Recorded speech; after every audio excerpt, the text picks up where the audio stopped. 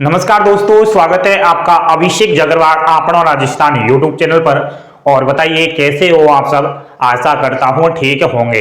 देखिए, राजस्थान के अंदर सीईटी 12वीं लेवल और स्नातक लेवल के फॉर्म अप्लाई हो चुके हैं। काफी कैंडिडेट्स ने फॉर्म अप्लाई किए हैं एंड फॉर्म तो अप्लाई कर दिया है। अब बच्चे पूछ रहे हैं सर नॉर्मलाइजेशन होगा या नहीं होगा, और नॉर्मलाइजेशन अगर होगा तो कितने अंक बढ़ने के चांस है, एंड हमें परीक्षा में कितना टारगेट रखना है, कौन सी सब्जेक्ट से कितने कितने प्रश्न आ रहे हैं।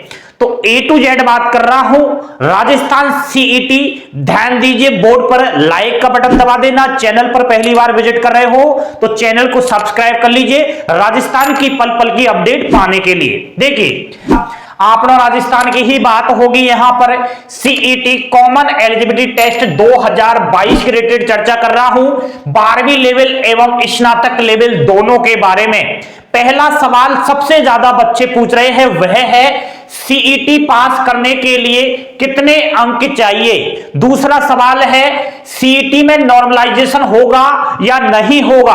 तो आज मैं दोनों सवालों का जवाब लेकर आया हूं, इधर ध्यान दीजिए। सबसे पहले हम बात करेंगे सीईटी पास करने के लिए कितने अंक चाहिए, चाहे वह 12th लेवल हो चाहे वह स्नातक लेवल हो। यहां ध्यान दीजिए, आपका प्रश्न पत्र आएगा, उसमें 150 प्रश्न होंगे। ठीक है भैया जी, 150 प्रश्न में से एक प्रश्न 2 अंक का रहेगा, टोटल 300 अंक का पेपर रहेगा। एंड अब सवाल पैदा यही होता है कि कितने हमें नंबर लाने पड़ेंगे। तो अगर दोस्तों सीईटी में कुछ आपको करना है तो इधर ध्यान दीजिए, कम से कम 70% का टारगेट तो रखना ही पड़ेगा आपको, तब जाकर कहीं ना कहीं पार पड़ेगी। सीट नहीं है इतनी। 70% अंक आखिर कैसे लाए, देखिए 150 इंटू 70/100 हम करें, 70% निकाले तो यहां पर 105 प्रश्न आपको सही करने पड़ेंगे 150 प्रश्न में से। ठीक है, एंड अब 150 प्रश्न में से आपने 105 प्रश्न सही कर दिए तो यहां पर आपके नंबर आएंगे 300 नंबर में से 210 नंबर, और 200 प्लस अगर अंक आ गए आपके सीईटी में तो आप अपने आप को जो है महानुभाव समझ सकते हो, आप जो है सेफ समझ सकते हो। तो आप 70% का टारगेट रखोगे तब जाकर 60-65% पर गाड़ी आकर टिक जाएगी। ठीक है, जितना टारगेट लेकर जाते हैं एग्जाम्स हॉल में उतने प्रश्न सही नहीं होते हैं। तो टारगेट फिक्स रख लीजिए कि हमें 70% लाना है, 105 प्रश्न सही करने हैं, एंड 300 में से हमें 210 अंक लेकर आने हैं। ठीक है दोस्तों, अब प्रश्न पत्र में कुछ इस प्रकार की सब्जेक्ट डिवाइड की गई है। ऑफिशियली एग्जाम्स पैटर्न है यह।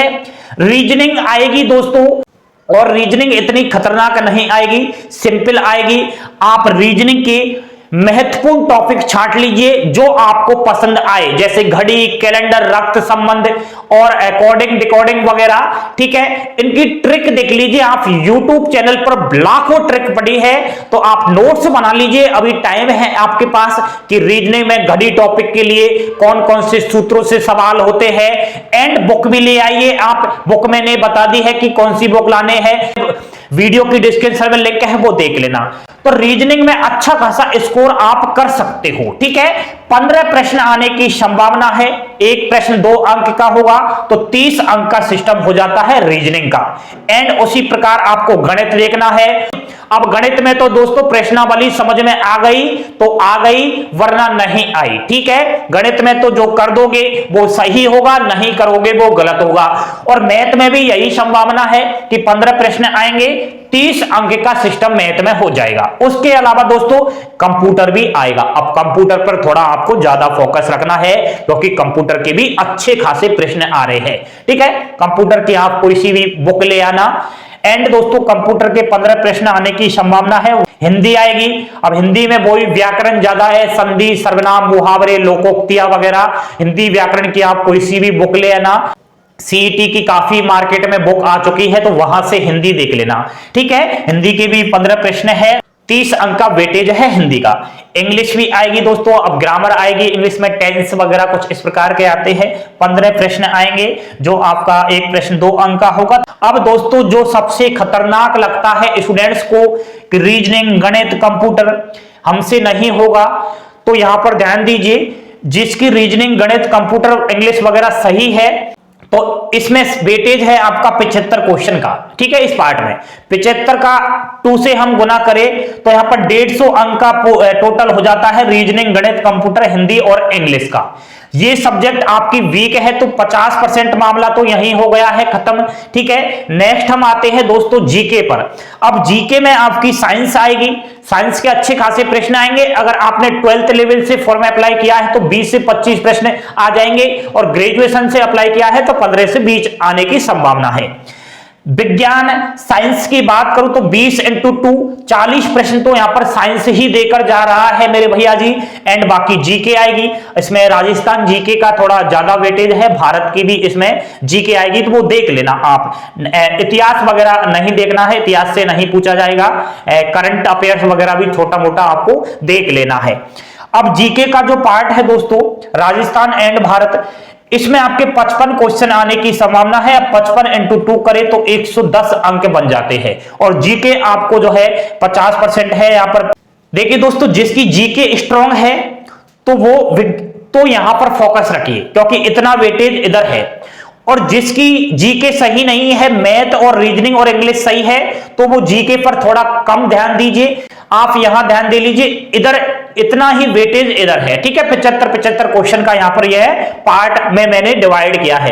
तो कुछ इस प्रकार आपको टारगेट रखना है दोस्तों, 70% का तो कम से कम एग्जाम्स हॉल में लेकर ही जाना है आपको टारगेट। ये आपके पहले प्रश्न का जवाब हो जाता है कि सीईटी पास करने के लिए कितने अंक चाहिए। अब नेक्स्ट है सर, सीईटी में नॉर्मलाइजेशन होगा या नहीं होगा, तो थोड़ा आप इधर ध्यान देना। सीईटी 12th लेवल की बात करूं तो इसमें फॉर्म अप्लाई हुए हैं 16,33,631। ठीक है, सीईटी ग्रेजुएशन लेवल की बात की जाए तो 11,27,658 फॉर्म अप्लाई हुए हैं, और 12th और स्नातक लेवल सीईटी की बात करूं तो कुल 27,61,289 फॉर्म अप्लाई हुए हैं। तो कैसे इनकी एग्जाम्स होगी यह ध्यान देना होगा आपको। स्नातक लेवल की एग्जाम्स होगी 6, 7 और 8 जनवरी को, एंड जिसने 12वीं पास सीईटी से फॉर्म अप्लाई किया है उनकी एग्जाम्स होगी 18, 19, 25 और 26 फरवरी को। ठीक है, यहां पर स्नातक लेवल की पहले हो रही है। अब आपकी 4-4 दिन एग्जाम्स हो रही है। अब एक दिन में 2 पारियों में एग्जाम्स होना निश्चित है। आज तक राजस्थान में ऐसे ही होता आ रहा है कि एक दिन में 2-2 पारियां हो जाती है। तो यहां पर 4 दिन आपकी परीक्षा चलेगी, 4 × 2 करें तो कुल 8 पारी हो जाती है। अब 8 पारी में दोस्तों ऐसा तो बिल्कुल नहीं हो सकता कि एक जैसा क्वेश्चन का लेवल आए, एक जैसा पेपर आए।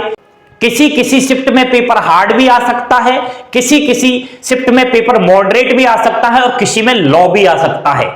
तो यहां पर 8 पारी होंगी, 8 पारी में समान क्वेश्चन नहीं आएगा, बिल्कुल अलग आएगा। इसलिए दोस्तों 100% नॉर्मलाइजेशन होगा। ठीक है, सभी को बराबर लेना पड़ता है क्योंकि शिफ्ट में अलग अलग पेपर आ जाता है, तो नॉर्मलाइजेशन तो होगा ही। राजस्थान में होता है, पटवारी वगैरह सब में हुआ है आज तक, तो आप बिल्कुल अफवाहों से बचना है आपको। कोई अगर ऐसे बोल रहा है कि सीईटी में नॉर्मलाइजेशन नहीं होगा तो कहीं ना कहीं वो गलत जानकारी दे रहा है। नॉर्मलाइजेशन होगा।